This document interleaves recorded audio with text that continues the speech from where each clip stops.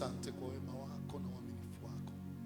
Asante kwa kila nguvu iliyotulinda na mabaya, kila nguvu ambayo imetulinda na maovu, imetulinda na kila adui wa usiku na adui wa mchana, imetutetea dhidi ya wale ambao walitutegea mitego ya njiani. Mungu, ulivunja mitego tukaokoka kama ndege mkononi mwa mwindaji. Utukufu wote na heshima, Mungu wa rehema zote zikurudie. Mtakatifu wa Yakobo ziwe kwako. Masaya tunainamisha nyuso zetu kwa sababu tunapenda kwenda kulisikia neno lako. Ninaomba neema yako Mungu itushukie. Neno lako linaloponya lishuke katikati yetu, na liponye kila ambalo Mungu linahitaji uponyaji. Asitoke mtu katika ibada hii katika hali aliyokuja nayo. Nafsi ya kila moja ifikiwe na nguvu za Mungu. Madhabahu za kigeni zibomolewe katika anga la roho, na kila nguvu ya upinzani kavunjwe na nguvu za Mungu Jehova. Kuanzia sasa, Mungu uliye hai, wacha utawale kila moyo mahali hapa kwa namna ya pekee na ya ajabu. Tatangaza ushindi wa Yesu kutoka kwenye madhabahu haya mpaka malango ya kutokea, nikikemea kila nguvu mbaya, nikiharibu kila mipango ya Lucifer, kwamba kuna wakala ama mjumbe. Baba yangu, tunamlete chini, kwa maana silaha zetu zinaweza wa kuangusha hata ngome. Na kwa hivyo kila aina ya ngome katika anga la roho tunazishusha, tunaziweka chini ya miguu yetu. Tena Bwana, zianguke upeshi. Uliangusha Dagoni, hata leo unaweza kutuangushia kila madagoni wa kiroho, na wao wakaanguka na wakaisha. Naomba katika jina la Yesu, yoyote amejikweza juu ya madhabahu hii, Baba, majira haya na yakaanguke katika jina la Yesu, na mahali pake pakasaulike. Kama vile shetani alisaulika mbinguni, hivyo ninaomba mahali pake pasaulike. Naomba kwa jina la Yesu aliye Bwana na Mwokozi. Amen. And God bless you. Barikiwa sana. But I stand to be an instrument in this ministry. Let me tell you, the church which does not pray is not the church of Christ. Any church ambayo haiombi, hiyo sio kanisa ya Yesu. Na Yesu alisema nyumba ya Mungu ni nyumba ya sala kwa mataifa yote. Yesu alisema mwanadamu anapasa kumwomba Mungu siku zote bila kukata tamaa. Hakuna nafasi ya kukata tamaa, wala kuvunjwa moyo, wala kuzuiliwa na hali. We need to pray without ceasing. Kama tutafaulu, kama tutafanikiwa, kama tutaongezeka, kama tutainuka, the key is to pray without ceasing. Tukiomba bila kukoma, vitu vinavyotupinga tutakuwa na nguvu ya kuvipinga. A believer who succeed, kwa sababu katika dunia hii lazima upingwe na upingane. Lazima kuna vitu vitaamka, lazima kuna maroho yatasimama, lazima kuna madhabahu zitasimama. Lakini hata zikisimama na kuombea Mungu aliye hai, na wewe usimame kwa jina la Bwana, kwa sababu kubarikiwa ni yule ajaye kwa jina la Mungu aliye hai. Prayer is essential. Tunaweza ongea another topic in this church. Tunaweza ongea kila aina ya huduma katika kanisa hili, lakini ile huduma itakayotusaidia ni huduma ya maombi. Tunaweza ongea habari ya viongozi na uongozi, lakini kile kitakachotusaidia ni maombi. We must pray without ceasing. This church must be a place of prayer. There is no another business ambayo inatakiwa kuendelea kwa kanisa hili. Ile biashara inastahili kuendelea hapa ni biashara ya maombi kuanzia Januari mpaka Disemba. Women must pray and men must pray. When we pray, we are strong. When we stop praying, we are weak. Victories are achieved by prayer. Ndio maana Musa alimwambia Joshua, enda vitani. Lakini ulimwengu wa roho ndio ulikuwa uko na ushindi dhidi ya vita hivyo. Kwa hivyo Musa na wazee wawili wakaenda kwa mlima kumlilia Mungu aliye hai. Na maandiko yanasema kila wakati Musa aliinua mikono, Israeli walishinda. Can I tell you something, church? Anytime we pray, JCC inashinda. Anytime we spend time in prayer, ndoa yako inapata neema. Kuna grace inakuwaka kwa ndoa zinazoomba. Kwa sababu kitu cha kwanza ibilisi anataka kuvunja kwako ni ndoa, ni watoto wako. It's unfortunate, tuna watu wana mtoto mmoja na hawamwombei hata mara moja kwa wiki, na uko na hata kamoja,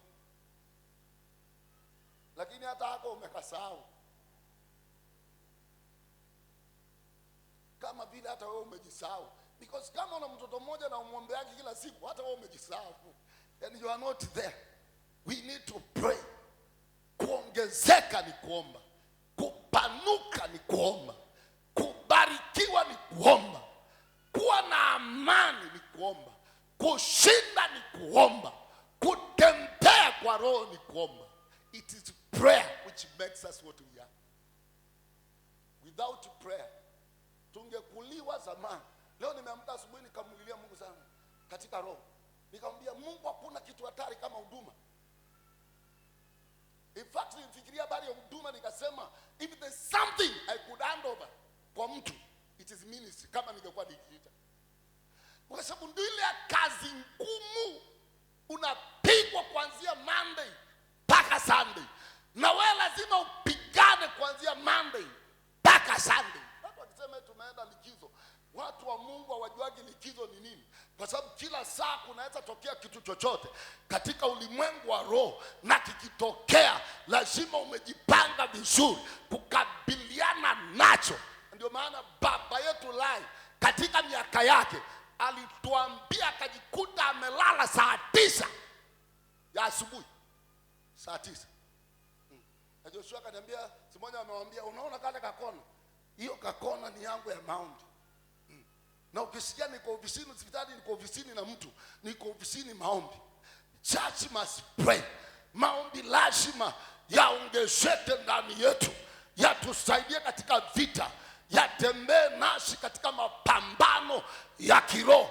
Lazima mapambano haya tuitwe washindi, na zaidi ya washindi wanaosimama hata wakati wa shida. Let me tell you, a believer will never be known wakati wa raha. Mtu wa Mungu hujulikana wakati wa shida, wakati wa taabu, wakati wa dhiki, wakati wa misukosuko. Huo ndio wakati unaelewa who is a man or is a woman of God. Na wale wanaoomba wakati wa shida wataongea lugha tofauti na wale wasioomba. Kama vile Joshua na Caleb waliongea lugha tofauti na watu 10 walioenda katika safari ya upelelezi pamoja na wao. Waliporudi walileta habari mbaya, lakini kuna waombaji wawili, mmoja anaitwa Joshua, mwingine anaitwa Caleb. Walipofika walinyamazisha watu, wakawaambia, nyamazeni, kama Mungu ametutaka. Hawa Kanaani sio chochote, wala Waiti sio chochote, wala Wayebusi sio chochote. Waombaji wataongea lugha tofauti. Wataongea lugha tofauti. Hiyo unaona kanisa inakuwa na shida, na msengejaji mmoja anaambukiza watu karibu 20 ugonjwa. Fragile believers. Ni watu wasioomba. Ni watu wanaenda wakitafuta matatizo, watafuta failure, watafuta shida iko wapi, naweza badika fulani shida gani. Let me tell you, Sisi sio fundi wa kuweka viraka kwa nguo. Sisi ni mashujaa wa kusimama wakati wa shida. Tunasimama, tunaongea lugha ya juu, tunaongea lugha ya aliye hai, tunaongea lugha ya Jehova katika jina la Yesu. Lazima uongee lugha ya ushindi. Kama muombaji unaongea lugha ya ushindi, lugha ya mamlaka, lugha ya Mungu aliye hai. Waombaji hawakwazikaji, hata ukiwakwaza hawakwazikaji, kwa sababu lazima waende maombi. Hata kama ni kubaya kiuchumi, lakini sio kibaya kimaombi. Waombaji hawavunjikaji moyo. Wezi vunja muombaji moyo hata utaki. Lazima ataenda maombi, lazima akakutane na Mungu aliye hai. Ukiona mtu anavunjwa moyo mpaka anaacha maombi, huyo achana na yeye. Achana na yeye. He's a church follower. Na anaweza kuwa pia agent wa shetani. Waombaji hawavunjikaji moyo.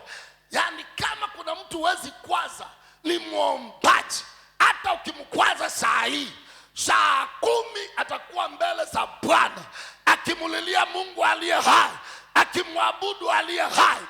Wezi kwaza muombaji. Lakini mtu asiyeomba, hata awe na title ile kubwa kwa hii kanisa kuliko watu wote, msemee neno kidogo tu uone bila atavunjika. They are called fragile believers. Watu wa kuvunjika ovyo ovyo. Paulo anasema hivi, tunapasa kwenda mbinguni kwa njia ya dhiki nyingi. Mahali Paulo anaandikilo andiko, kwanza anafanya muujiza. Kiwete anatembea na watu wa mji wanafurahi na wanakuja na sadaka wamchinjie Paulo, kwa sababu anasema Mungu ametukujia kwa njia ya wanadamu. Baada ya muda sio kidogo, watu wa fitina wanakuja nyuma ya Paulo, wanafitini wale watu waliowashangilia, wanamshika Paulo, wanampiga mawe. Paulo anakufa, anaachwa aoze. Mitume wanakuja kwa jina la Bwana, wanamzunguka Paulo. Ukizungukwa na watu wa maombi, lazima utaamuka, lazima utatembea, lazima utaendelea. Patia Yesu shangwe na vigelegele. Ukizungukwa na wambea utakufa. Kama wale watu wamekuzunguka ni wambea, jihesabu umeisha. Kama ni wakosoaji wa kanisa, jihesabu umeisha. Maana kuna watu wanafikiri kanisa inaongozwa na akili. Kanisa inaongozwa kiroho. Inaongozwa na vita vya kanisa, sio vya damu na nyama. Ni vita vya kiroho. Na unaweza kufa, shetani hajawahi pigana na wewe kiroho, maana hana kitu ya kupiga. It's when the devil engages your spirit in spiritual warfare. Ndio utaelewa maana ya kitu inaitwa spiritual warfare ni nini.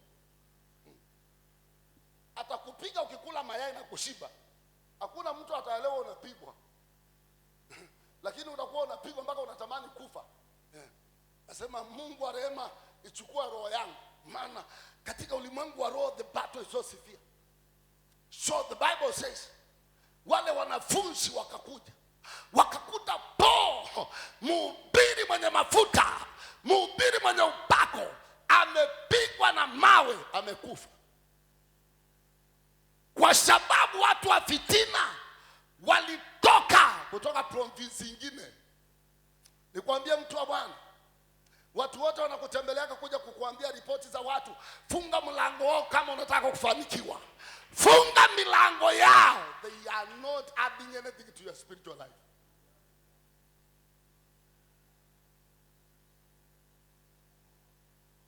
The moment you open your home, huwa ni mahali pa watu wa Mungu kupigwa. You are finished. Umeisha. Ongea vizuri juu ya watu wa Mungu, maana uwapakia chakula wala wapeagi nguo. Ongea vitu vizuri kuhusu maisha yao.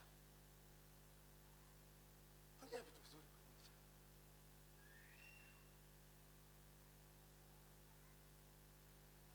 Tafakari mambo mema waliyokutendea, kwa sababu yule mtu unakuwa adui yake, mlikuwa marafiki kwanza. Watu ambao wanapishana hawajawahi kuwa mbali, kuna wakati walikuwa marafiki. Kumbuka vitu vizuri ambavyo aliwahi kukutendea. Mimi nasemaga hata Baba Levis aame kanisa, sababu anaweza ama mali anaongelewa, siwezi paka. Yaani hata afanye nini, mali anaongelewa, siwezi paka.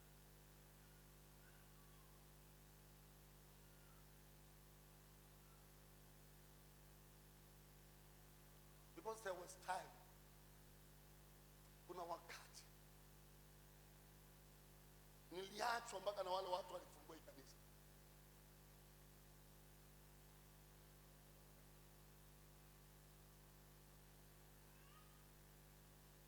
Bother yourself to talk good things to the people who came to your life in time of need.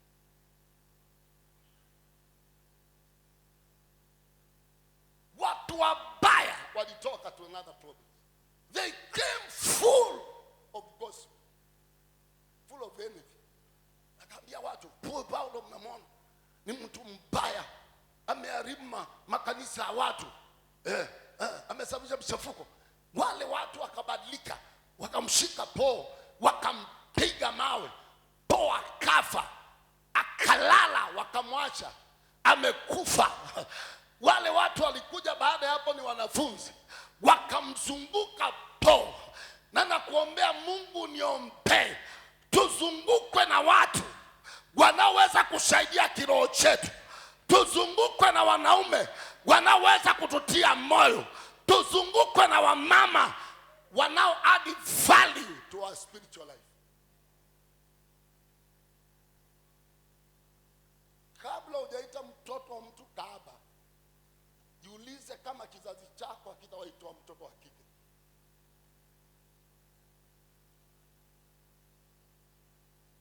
Kwa sababu hii dunia hakuna mtu ameandikiwa mtoto wake ataharibika. Ni ajali hutokea. Na hakuna mtu utaka mtoto wake aharibike. Kwa hivyo ni mtoto aliyeharibika, unachukua chumvi unaweka kwa kidonda ya mama.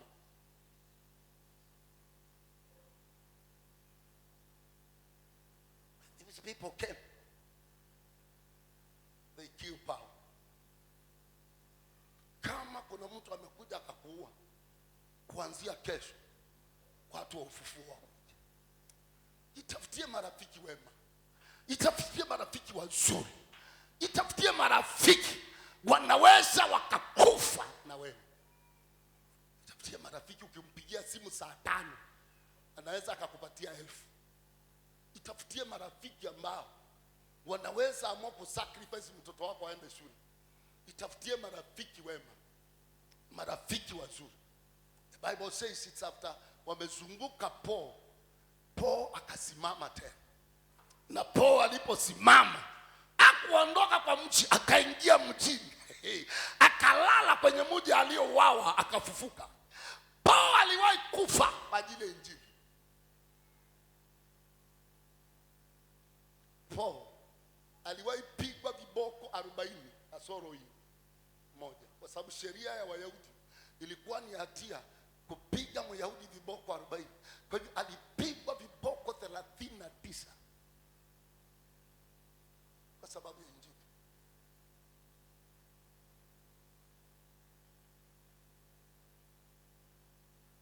You have started a journey. Na hii journey inahitaji neema za Bwana. Nilikuwa nashauri kijana mwingine jana hapa, nikamwambia, kijana, umeanza safari ndefu sana. Hii sio 100 meters. Hii ni marathon.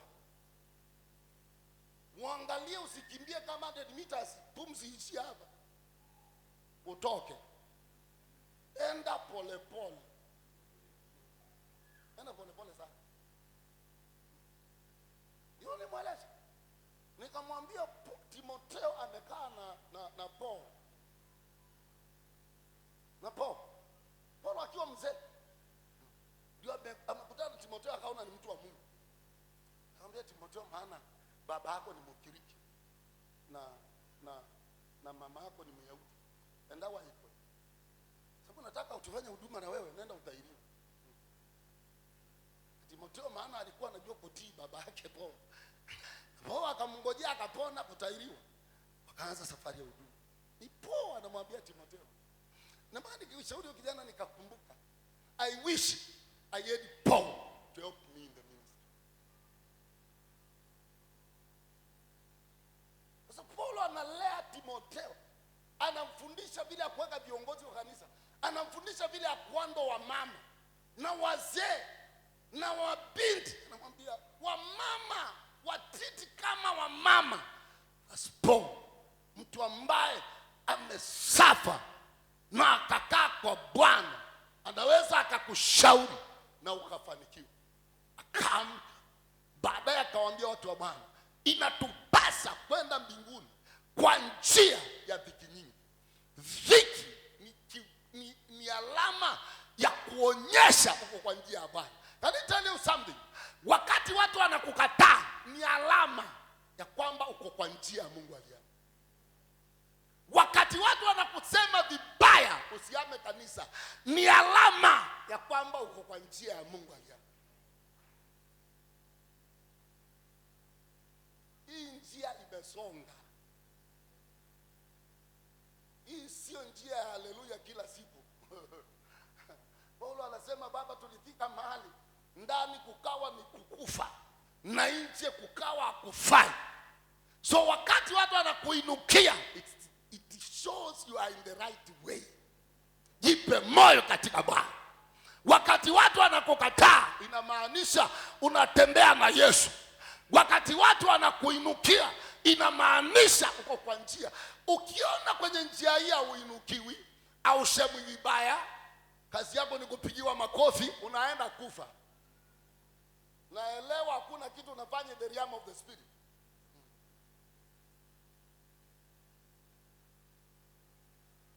Kwanza ukiona wanasema uko na kiburi, shukuru Mungu. Shukuru Jehova. Ukisikia wanasema unajifanya, shukuru Mungu, unainuka. Kuna mahali unaenda. So ni lazima tudhibitike ndani ya